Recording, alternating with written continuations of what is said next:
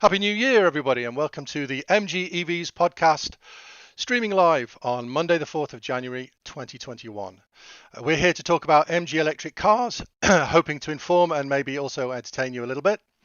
I'm Stuart Wright, and joining me in this episode are MG ZS EV owners Mike Proctor. Hi, forum name Mike. Michael Fisher. Hi, my forum name is FisherTV. David Stewart.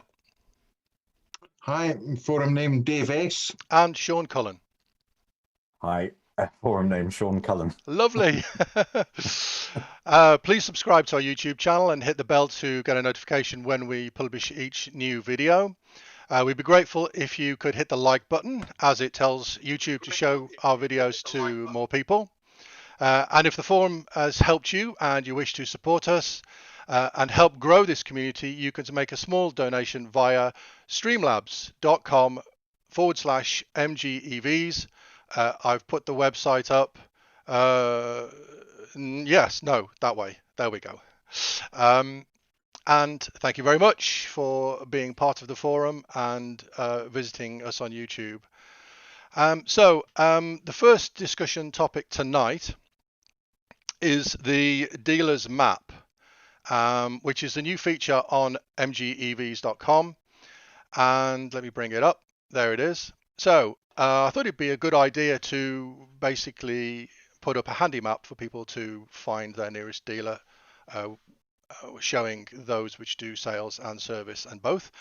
I've added over the Christmas break 275 dealers in the UK, Europe, and beyond. Also, we've got a couple of Australian members, so I did Australia and New Zealand.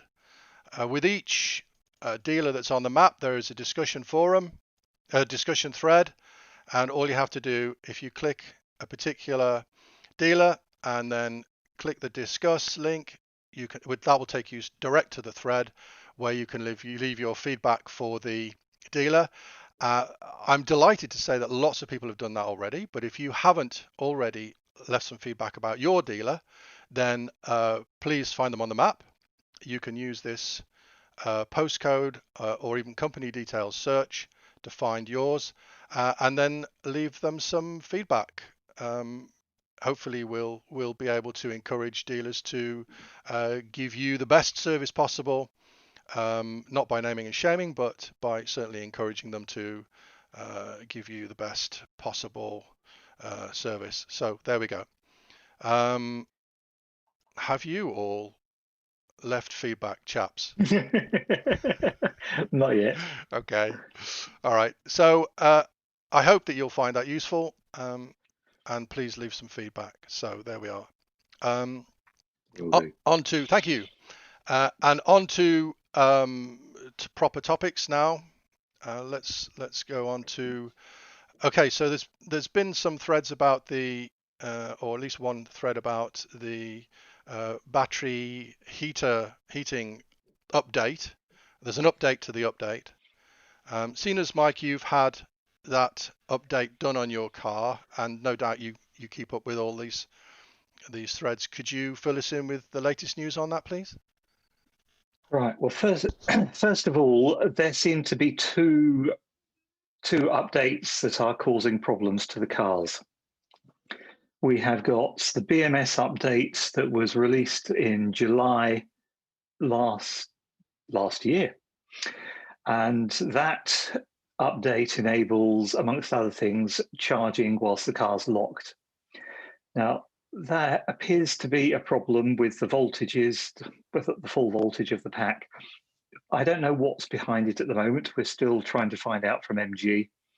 Miles is investigating as well as other people. But there does seem to be a problem with that particular update. So I would recommend that if you haven't had that update, don't bother going for it, because it seems to reduce the range of the car. It's only really become apparent because of the cold weather. And this is my theory anyway. Up until the cold weather started, people hadn't been really using their cars because of COVID. We haven't been doing the long distances that we would normally be doing. And so we haven't really noticed that there has been a reduced range of the car. And when it's in warmer weather, I don't think it's as reduced a range as what we've got at the moment. And now we've got the colder weather where we're seeing temperatures around 0. Those up north are seeing temperatures far below 0.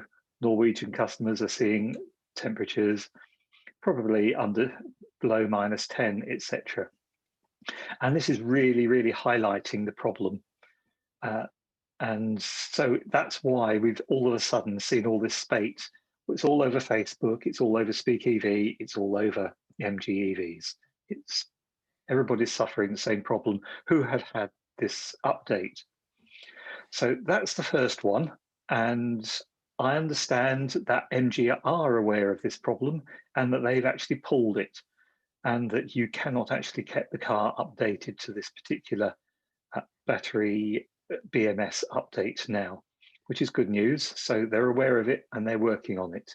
Now, my source is from the Netherlands, but hopefully MG Europe will, or rather, hopefully MG Motors UK will follow MG Europe. They seem to be following pretty closely in all the other updates, so I see no reason why that won't happen in the UK. Some dealers aren't acknowledging it at the moment, but we're just waiting for MG Motors UK to confirm that there is a problem. We know there's a problem. And the reason we know the problem is that when the car is charged to 100% and is fully equalized, the battery voltage should be around 455 volts. If it's less than that, and my car is around 448, so it's about 7 volts under, means that there is an issue. And it is going to give you reduced range. So that's the first one, and that affects much more owners. And obviously all new cars that have been delivered probably since sort of November-ish sort of time are generally affected because the cars have had all the updates, supposedly, from the factory or at PDI when they've left the dealer. And that brings me on to the latest one, the Norwegian one, as it's been called by some. It's the cold weather, the Coldgate update, which was posted about the other day by Jake Newis. I can't remember his name on here. It's MG West Yorkshire EV owner or something along those lines. So Jake and I are the only ones I know of in the UK that have actually had this update. There may be others, but I haven't heard of anybody else in the UK yet. And after I'd had it, as I told you last time, we discovered that MG told me that it didn't work until the temperature was 5 degrees. Okay, fine. Jake has been told that it doesn't work until it's -5 degrees, which is why they wouldn't generally bother having it fitted to UK cars. Makes sense, because we rarely get temperatures that low in the UK. And to be honest, it's not a lot of use to us. And if I'd known that before I had the update done, I would not have gone for it. But the information we're being given, well, we're not being given any information at all. And so we're trying to find out what's going on at the moment. And we also know that there is a problem with that update as well. The Norwegian owners are seeing dramatically reduced range as a result, but it's possible that it is linked to the BMS update from July as well. So I don't know whether they're separate issues or whether it's one issue with one BMS. We're waiting to find out. But MG Europe know there's a problem and they are working on it. Which brings me to a point which I've made in one or two places, that MG have been very proactive with what they've been doing with the MG ZS EV. Do you mean in China or in the UK, Mike?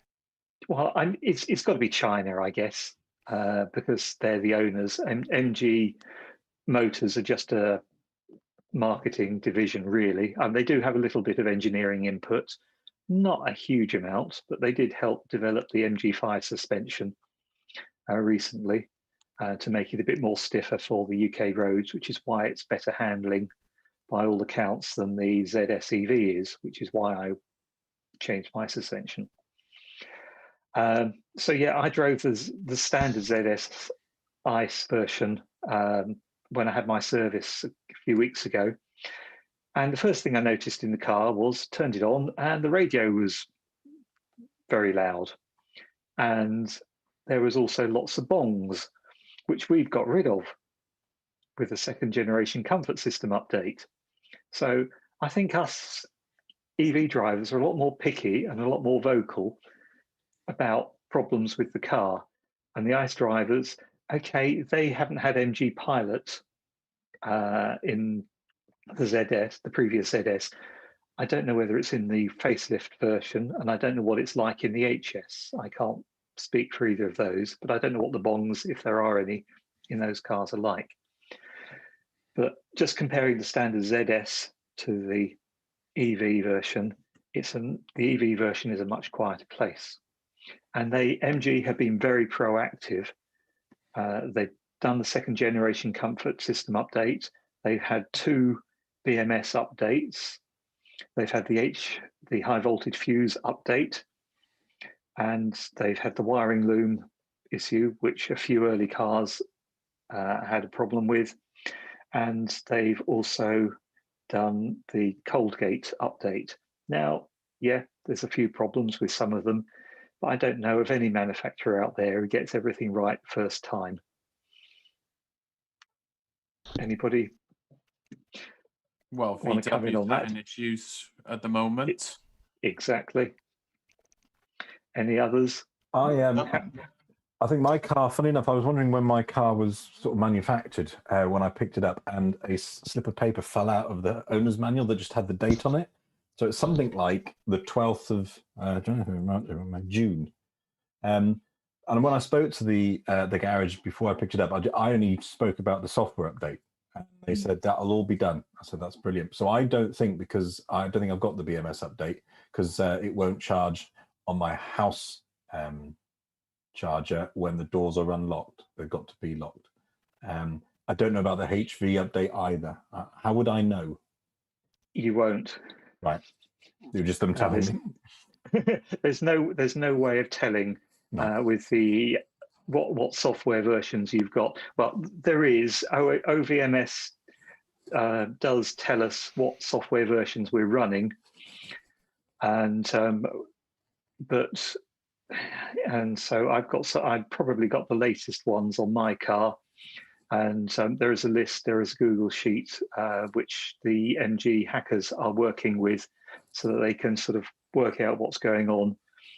And we've come across a lot of problems with OVMS not working with this latest version of the BMS and giving us really weird data. So probably at the moment, not having the BMS has been a good thing. Absolutely. Yes, because the range is fine, hasn't changed. And the only thing that I've got rid of is the bongs. So I think I'll wait at the moment and just leave it. You can't get it. Yeah. MG have withdrawn it. So yeah, there are no updates that are, apart from the fuse and the BMS update from the beginning of end of last year, December time.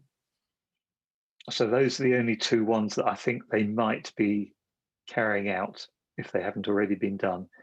And a car made in July should have had the original BMS one done.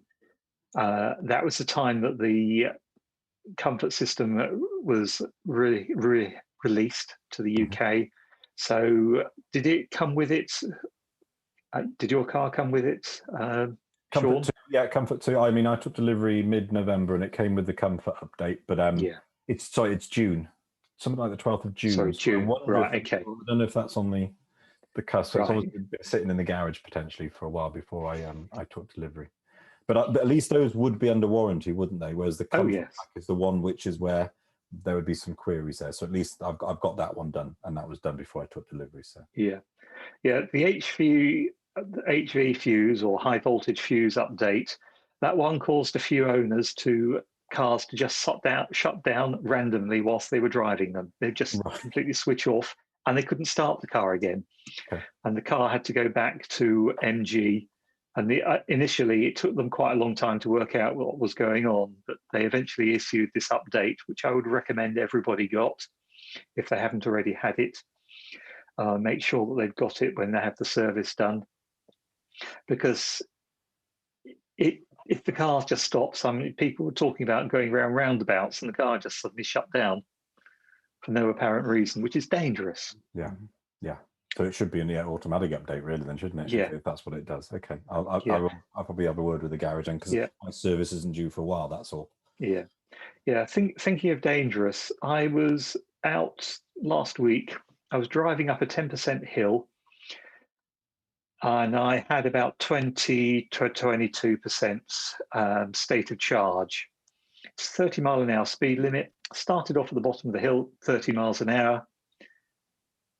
And I increased my foot pressure to keep the speed the same.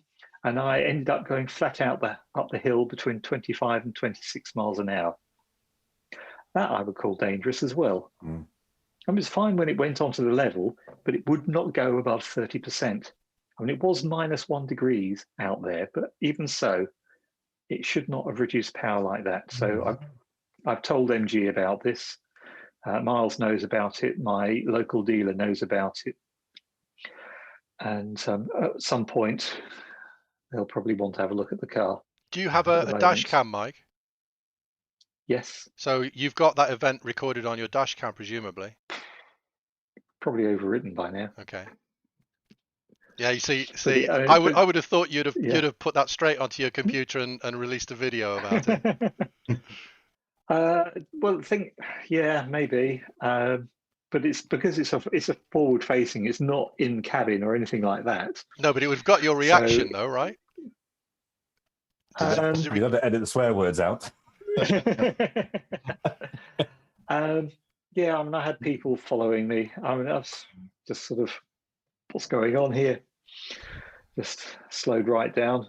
At least it didn't go any slower than that. And I then charged it up at a local rapid charger, and that had the Shell garage there is on restricted power, so I only got about 28 to 30 kilowatts out of it. But that's what it gave me back in October, so that obviously hasn't been upgraded yet. So that's the two. So there are two issues with BMS updates, it seems, but until we hear things from MG, we don't really know what's going on. But we are informed that MG are working on it. Okay, and if anybody's obviously concerned about this, then come back to just complain to your local dealer. Yep, and if you want to know what's happening, go to mgevs.com or tune into this podcast every Monday, and we'll update you with the latest as and when we know any more. Yeah. Actually, it just occurred to me on a slight tangent here. You're saying about how the standard MG ZS had all the bongs.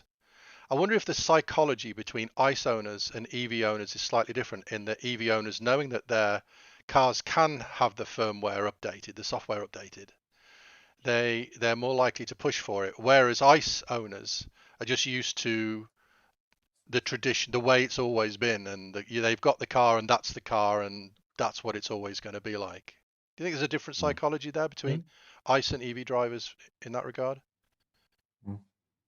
Yeah, I would agree, because I tend to be more interested in the general community and other issues supporting EV driving much more than I ever did when I was an ICE driver. So yeah, I think you're right.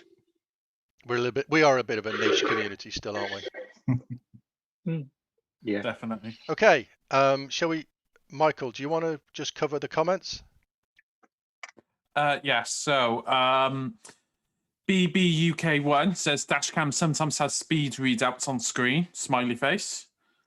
Yeah, mine does.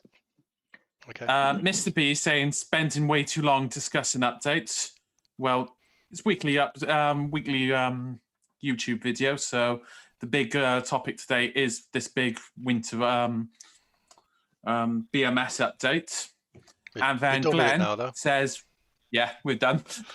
Glenn says, what new dealer offers are there for the ZS EV for 2021, please? And I can say straight away, go to the forum, mgevs.com, go on the map, zoom in on where you live, phone about 3 or 4 dealers and play them off and haggle. Yeah. Simple. I will add that one of the dealers, Luscombe's, was saying that the prices, you're not going to beat the prices that were around at the end of last year, that the prices had gone back up, because somebody was saying there was a second-hand ZS EV for about 23 or something. Well, when I say second-hand, ex-demo. And everybody was saying, oh, that's expensive, that's expensive. And this guy came on and says, no, it's not. Prices have gone up. So I don't know what the prices have gone up to yet, but if you look on their websites, you'll be able to see. They wouldn't have gone up by much, would they? Well, they may have got rid of some of the extra discounts that they've been giving, because some of them were going up to about £9,000 off or something. Well, that'll make Mark Holmes happy. Mark Holmes, if you're listening, he didn't begrudge paying more for his, but yeah, this news will make him happy, I guess. But certainly that thread shows if you shop around, there are deals probably still to be had. Yeah, people have got old stock. Also can get a free charger cable or discounts on their home charger. Okay. Yeah. Yeah. So, all right. Thank you, Mike, for that battery update, and thank you, Michael, for the comments. Okay, so next topic is tips for cold weather use. This is very selfish. This is coming from myself, actually, Stuart. And it's on one of the streams or threads last week. I noticed somebody saying that in icy or snowy conditions, it was always better to assume KERS 1, for maximum traction. But driving down a snowy hill, I thought, would it not be better in KERS 3? So at least I'm getting some resistance and some automatic braking rather than put my foot on the brake. And with it being colder, I'm based, as you know, up in the Highlands. With it being colder of late, it certainly is a different car to drive than it was 6-8 weeks ago. As Mike has just alluded to, I'm noticing massive range reduction. I bought the car not to drive around just freezing cold, so I like having the air conditioning on, etc. So I'm noticing a real deterioration in range. But as long as I plan it, then that's okay. But just was interested in the driving, what would be the best from KERS point of view, or if anybody else has got any experience about EVs, what is the best way of driving a car without a clutch and without an internal combustion engine? Same as any automatic, really. Try and drive in as high a gear as possible, which in an EV we don't have. We just have the one. So, but yes, regen 1, 2, or 3. I think it depends on how slippery the road is. If it's icy, then probably 1, simply because if it's in 3, and I think this is probably the point people are trying to make, is if it's in regen 3, you're going down an icy road, the wheels could lock up. All right. I don't know whether they would, because I've never driven it on pure ice, because it's got the ABS, so that should help sort of stop it from locking up. And I don't know whether the ABS works well in conjunction with the regenerative braking or not. I say I've got no experience. Yeah, I must admit the roads were well treated, and I was driving on a black road, albeit that it was very snowy. But I was thinking with my inexperience of driving an EV, which is interesting to think, oh gosh, am I actually in the better setting or not? Which I've been doing quite a lot recently as I try to work out some way of squeezing an extra few miles out of longer journeys and things. But so all the new restrictions, the long journey problem.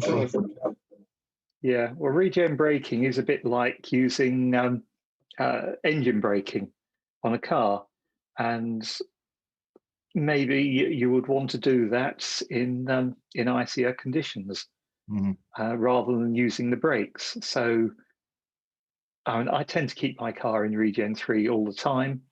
I've trained my foot over 80 or 1,000 miles of EV driving to just be gentle with on and off the throttle, so you can drive in regen 3 as if it's a regen 1 with a light foot. So, but that's the way I've taught myself. I shall report back, Stuart, at a later date. Are you fully comp? Are you fully comp? Yes, I am. That's good. And just an add to that, I put out a thread about Santa's wish list. And that was really interesting to see what everybody had responded to, what would they have liked in their car, or what would they like more of. And it's a shame Miles from MG Charlie isn't on, so I'm wondering, do MG capture that, or is it sort of thing, could I maybe take a note of it and send it on to MG and see if they're interested? I suspect the answer will come back that yes, you can have all of these, but it'll cost you. But I was really I followed it with great interest, because it was really good to see what folk were wanting from their car. It was an interesting one, because I was looking at, when I was looking at the EV, I was also looking at the 5, and I was in two minds, because we've got a dog, and I thought it would be easier to lift the dog up into the 5. And then, so with the 5, I think you get self-dimming rear view mirror, whereas with the MG ZS you don't.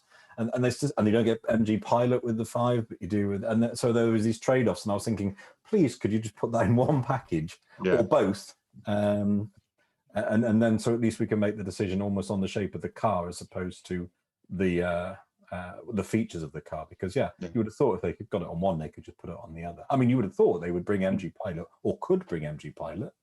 I don't know, to the 5, or is it because is there a camera there or not? No, there are technical issues with excuse me, for putting MG Pilot into the 5, and it will be coming out into the facelift version when they bring it out in probably a year or so's time. Okay, that's interesting. What technical issues? Any idea about that? Well, it's car's been around for quite a long time. I can't remember what it was. Miles was talking about it a while back. I can't remember where or when. But I was assuming it had a camera, because I thought it had other things, not the all singing, all dancing MG Pilot, but did it? I can't remember if it had pedestrian.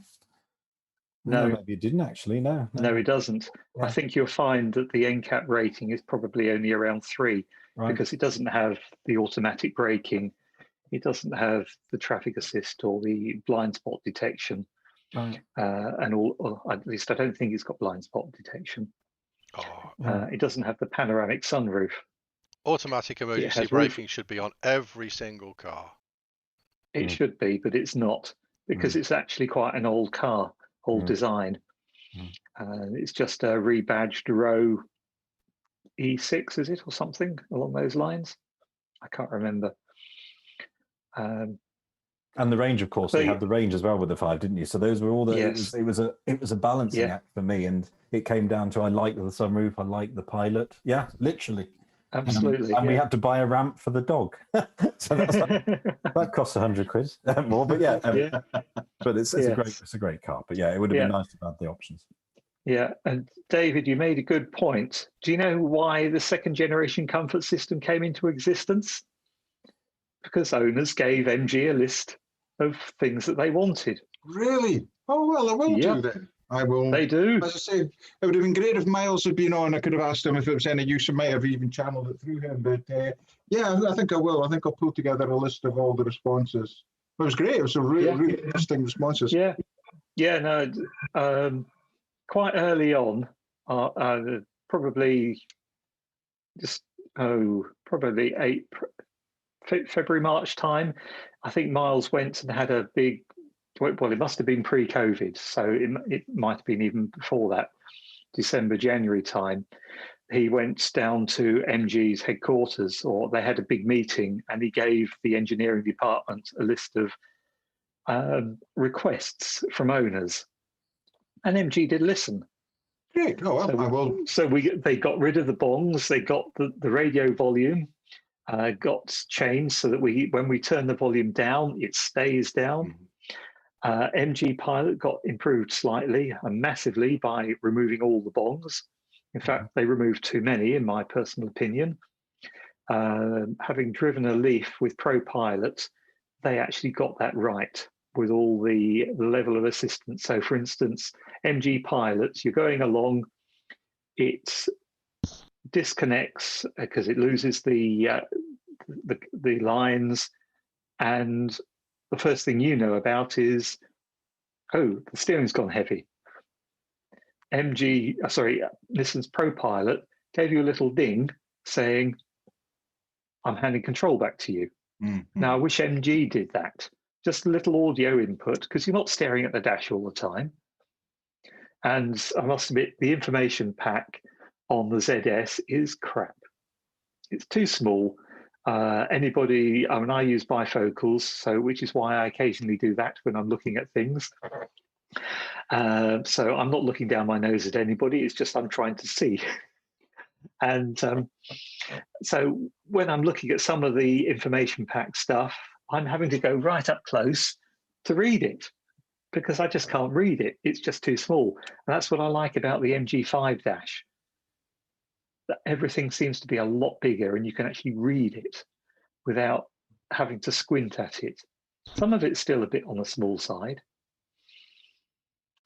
Well, hopefully Say something to it. these updates, well, this feedback will mean that MG will have evolutionary improvements over time, because there will be updates to the ZS EV and the 5, won't there?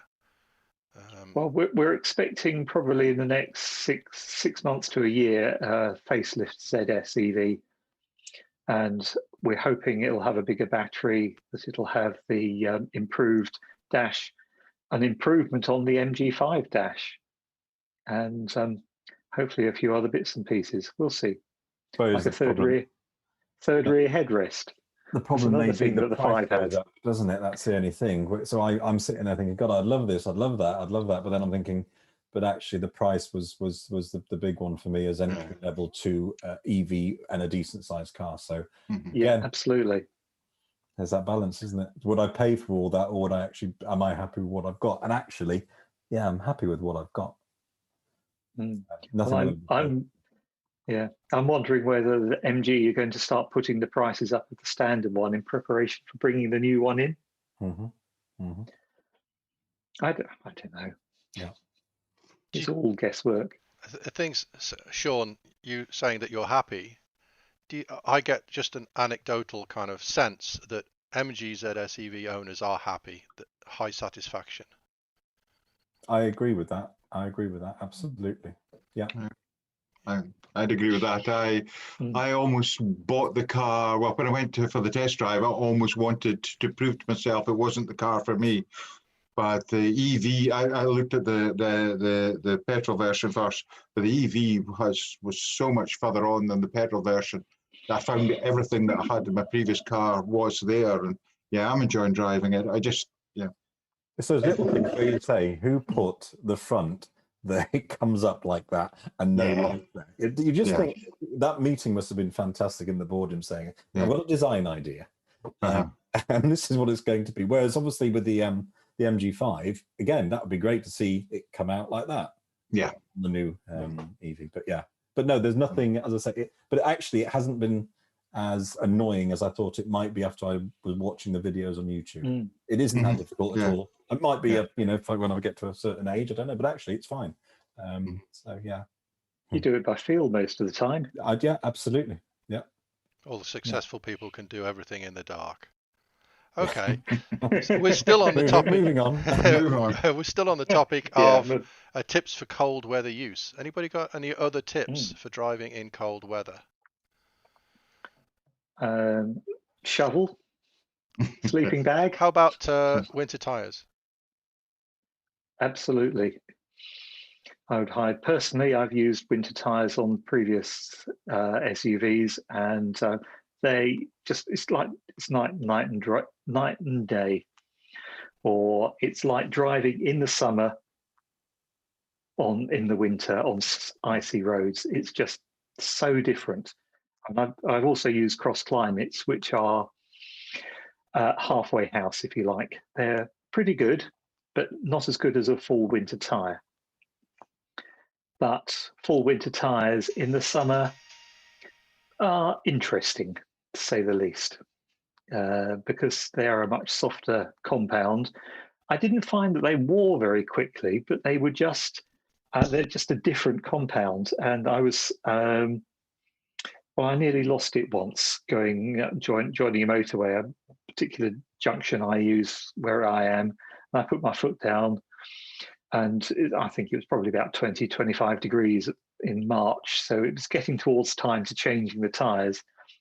And the car, just because it's the large knobs on the tyres, or the tread pattern, or whatever you call them, they move a lot. And so the car was just doing that. And it was a 4-wheel drive with Haldex stuff, and it sorted itself out, but I was trying to fight it as well, which didn't help. But yeah, but in the winter tyres, huge difference. It means you can stop and you can go around a corner. As a general rule, a 2-wheel drive on winter tyres will go where a 4-wheel drive on summer tyres can't. Yeah. Anybody else got any The end. experience? I mean, I totally agree with you, Mike. Has anybody else here tried winter tyres? David, I thought Not you would have years, been up there in Scotland. I thought you would have. Yeah, I haven't in years. The last few cars I've had, I haven't bothered changing onto winter tyres, whatever. But on hearing what folk have been saying in some of the threads, it's something I am actually considering now. And certainly since we've had 1 or 2 days of snow up here, yeah, I think I will. But the point of winter tyres is that they actually work much better when the temperature drops below 7 degrees. And a lot of the UK is at 7 degrees or less for quite a bit of the year. And so the cars they stop quicker than non-summer tyres when the temperature drops below 7 degrees. And they're generally better in rain and wet roads. Not all winter tyres are, but most are. But when the temperatures rise, that's when you want the summer tyres back on. So I'm in Nordic countries and Central Europe. I think it's sort of beginning of November to the end of March or something. You have to legally be driving with winter tyres on.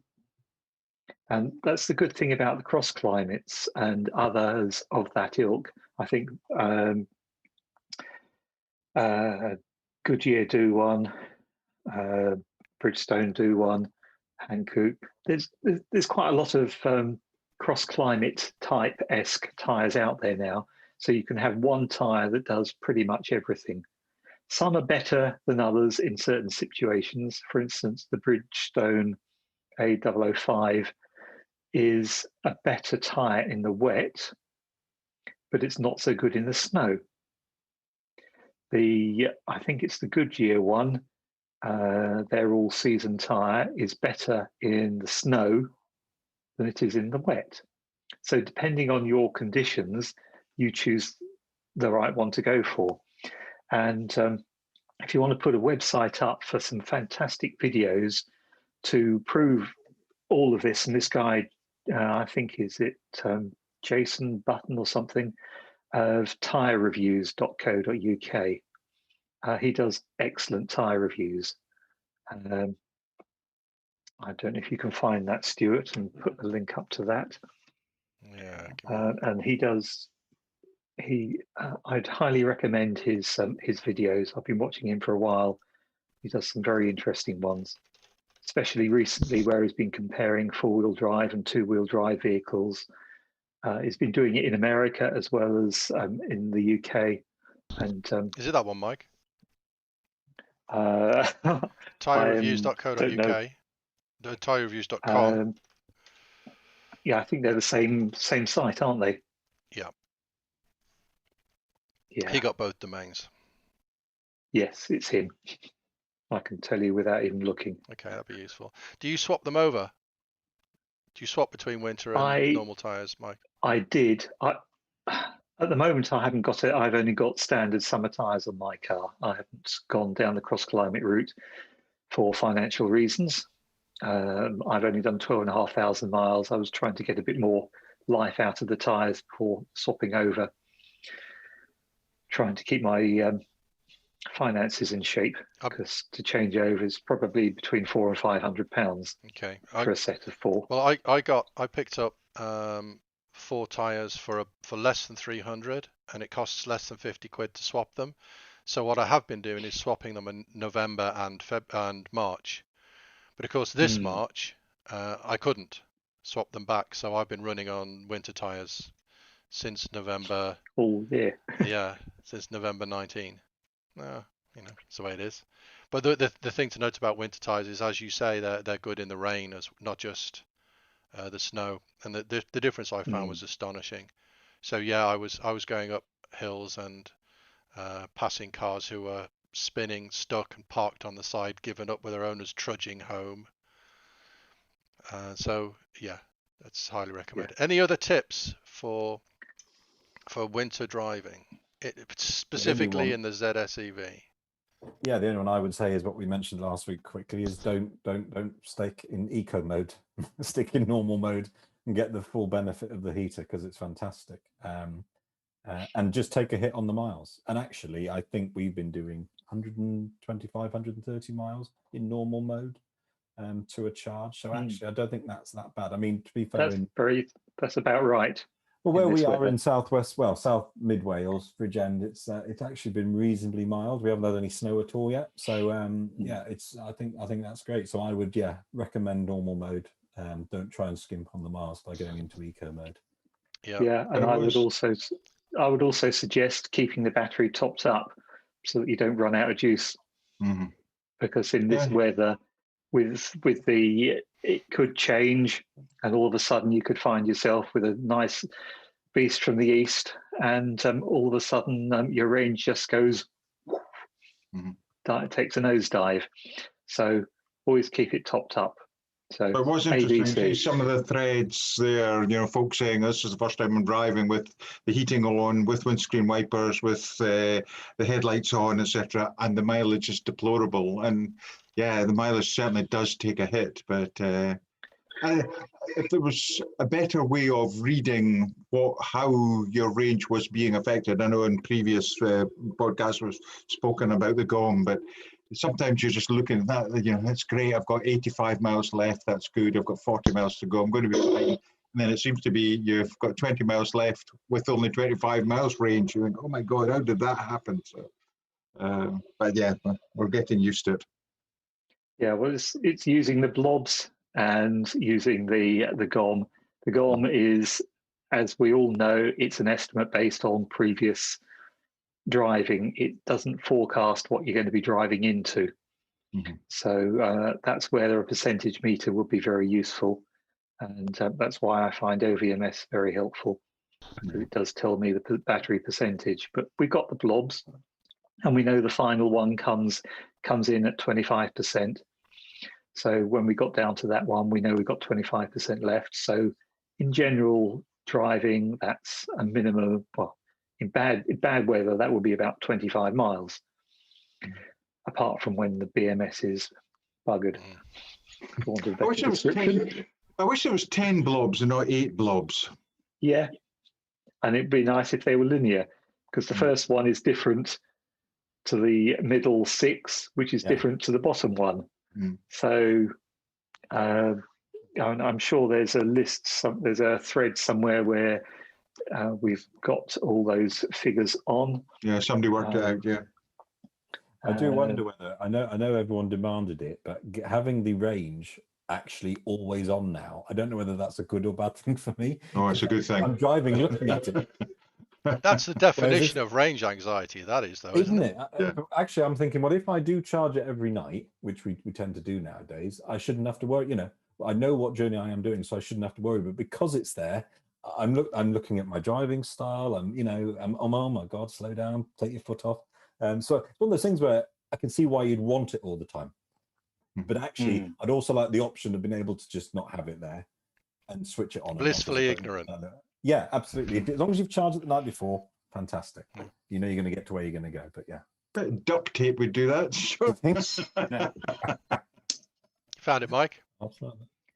Yeah, I've just posted it into the running order sheet for you. Okay, thank you. Um, Let me see if I can. How am I going to? and the bottom two lines also, the two lines underneath that also are part of that. Interesting. There's a chap in the chat saying he got Greg Lewis saying he got 131 miles today. So again, and that's what Sounds about right. Yeah. As long as you haven't had the VMS update from the summer, you should easily be able to get that. I struggle with when I'm working to get that sort of mileage, even without having the DAF BMS, simply because I'll quite often, tomorrow, for instance, I've got 4 visits, so I'll be stopping 5 or 6 times, which means I'll be stopping for half an hour to 45 minutes each time. Car gets cold, so I've got to warm the car up again. So you've got that hit every time of heating up the cabin. And so in my previous Leaf 24, when we had freezing cold weather and it was snowing, I managed to get the range down to 50 miles and got home with 3% left, I think it was. And it should have done, well, in the summer, I got 107 miles out of it, 105 miles out of it. So yeah, it went down by 50% because of my use, the way I use it. And I was also preheating it as well because it had the app. So whilst I was not in the car, before I was going back to the car, I would try and preheat the car. So yeah, preheating is good, but it also takes a big hit on the battery. And it also relies on the Nissan working because the service were terrible, I've heard. Yep. Yeah, you could never rely on it because more often than not, wherever I went, there was no service. So yeah, it only worked generally around South London. Okay. When I was outside of that.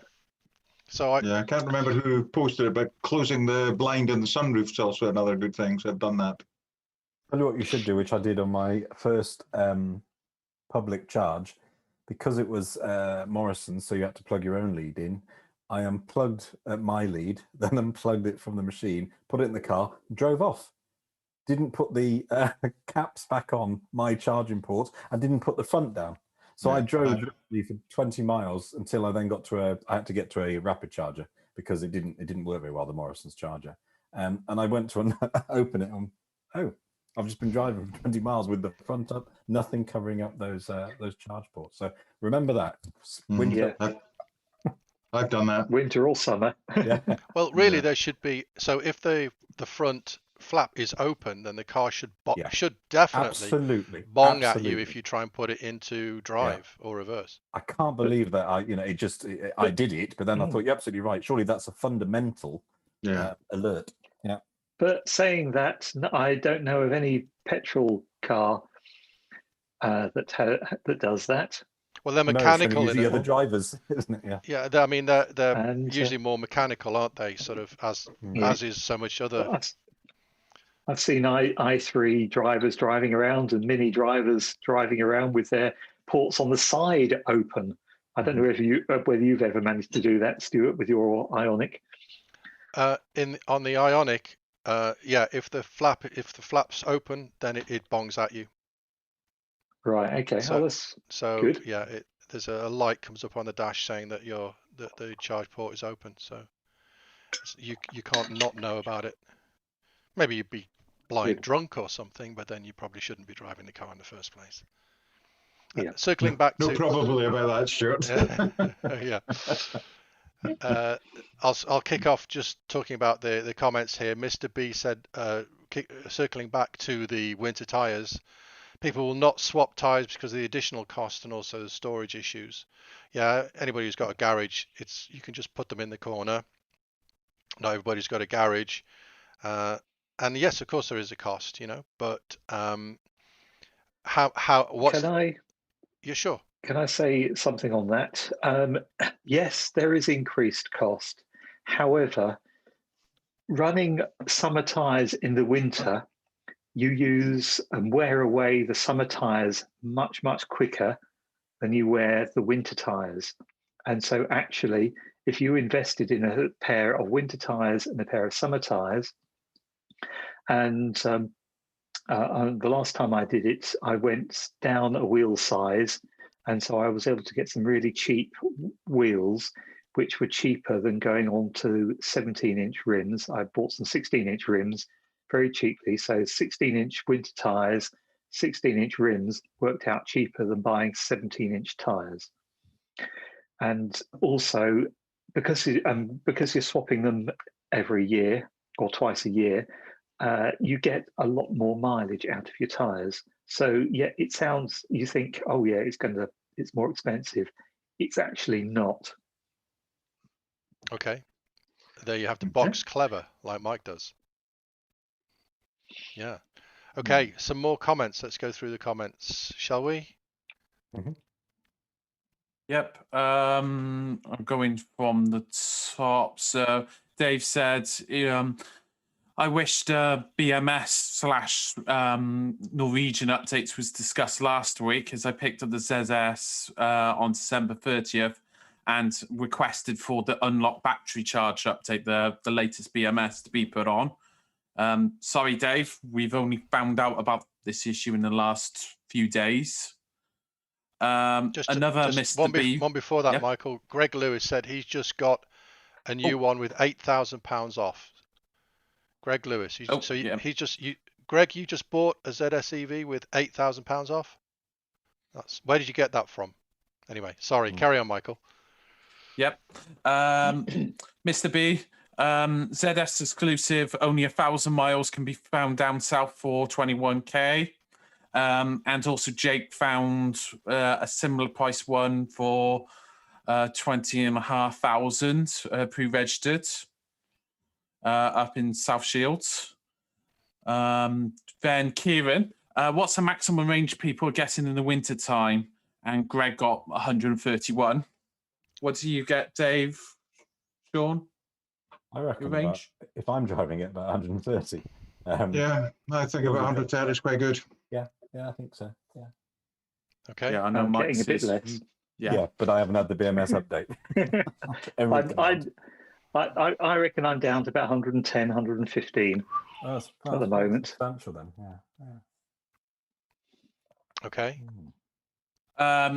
Mr. B also asks, does the ZS have an option for lumbar support in the seats? Which is a no, unfortunately. The spare wheel is an option, and it's the GS, not the ZS petrol. It's the GS, isn't it? Yeah. Spare. GS8, or the HS now, I think it is. But yeah.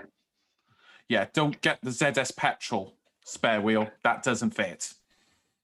Wrong PCD. Yeah. Simon asks spare wheel or type 2. He was given the option from his dealer when he bought his car for it. Then Mr. B again, feedback to MG, no light where the cable plugs in at the front, and also no rear lights in the passenger or the boot. Lots of people commenting that on YouTube reviews. Hopefully they'll sort that out on the facelift. Yeah, lots of folks on the thread as well. Mike said that could do with a tail, a rear light in the compartment. Of course, I never looked at it. We never sit in the back. It's only when someone mentioned it on the phone, I thought, oh yeah, because obviously the what's it called? Sunroof. Yeah. Greg went and bought his car from Bayliss, Gloucester, so that's where he's got his £8,000 off. Wow. Was that this year, or was that December? December deal or a January deal? Well, Carl asks, did you kill your 12 volts on your Leaf, Mike? I replaced it once, yeah. So, yes, you did. And Dave says his GOM is showing 120 miles at 2 degrees C. So, yeah, he's getting spot on virtually. Greg says it's a plug-in trade up December 29th. So it might have gone up. Yeah, since then, yes. Okay. Anybody else? New one just come in. What is the meaning of the fixed 1700 number shown in the center driving screen while charging the car to a public charger? So he means how long's remaining. I don't think that's fixed. I think that does slowly count down when charging. Yeah. On the information pack screen. Yes. Yeah. So when I don't the think it shows. I don't think it shows anything when you're rapid charging. It only comes up when you're using a fast charger, so the 7 kilowatts or the granny. Might be at a supermarket or something. Yeah. Yeah, so it's zero. It's all dashes if you're rapid. Yeah. And then the 17 number. I don't think it's fixed at 17. I think it will adjust depending on how fast or how slow the car's charging. So that sounds like it's the granny charger. 17 it's the number of hours it's going to take to finish charging. 17 sounds like it's the granny charger and the car's quite empty. Doesn't sound like a rapid charger to me. No, sounds like maybe as a supermarket public charger, which would take that. Well, the one I was at Morrison's was going to take that long, which is why I just got in and drove off to a fast charger. Yeah, because that's showing about 1.5 kilowatts of energy rather than a granny's like 2. Okay. Right. Well, what time is it? Nearly 8:30. Shall we just see if there's any other questions and then wind it up there? Yeah, just one just come in from Mr. B again. I'll probably wait until the ZS has had a facelift model, as listening to you all, 130 miles is a low number. That is in winter, mind, that 130. We are getting more in the summer. Over 200 miles really is the minimum that most people want. I do accept the larger... And it stopped. Yeah, it's an interesting comment. He didn't finish his thought there. I think what I would say about this, I was thinking about that, but you know, when you look at the statistics, and it's about yourself as an individual, obviously, when do we do over 130 miles in one journey actually? And it's very rare.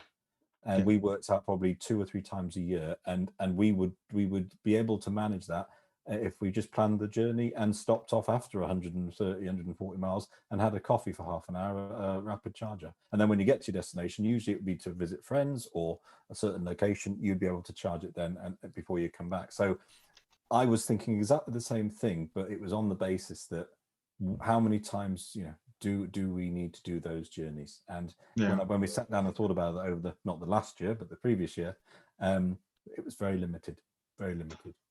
I would add to that, Sean, there's a sort of time imperative. I did exactly the same, and I was using the car for over 200 miles in one day, maybe once, sometimes twice a month. But the difference for me was I was having to go to a meeting, come out, and then come straight back up again.